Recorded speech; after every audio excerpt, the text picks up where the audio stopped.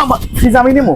হ্যাঁ কি বললি তুই? এটা তুই চিনোস আমার? আমি কে ভাই? পছন্দ না, হয়েছে? ফ্রিজ পছন্দ হয়েছে ভাই। এটা তাহলে আপনি প্যাক করে রাখেন, আবার বাসা পাঠাই দেব। লোক আছে আপনাদের? আচ্ছা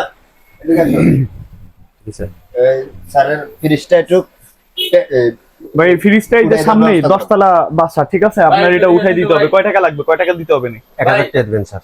না 1000 টাকা ভাই বেশি হয়ে যায়। আপনি 200 টাকা রাখেন। আরে 2 মিনিট লাগবে সিঁড়ি দিয়ে উঠে শুধু ছাদের উপরে দিয়ে আসবেন। 10 তলা বাড়ির কাছে কথা না, আপনি 1000 টাকা লাগবে, না হলে আপনার ফ্রিজ আপনি মাথায় করে নিয়ে যান স্যার। বুঝলাম না কি বললা এটা? 1000 টাকা লাগবে স্যার। না না, আমার ফ্রিজ আমি কি উঠাবো?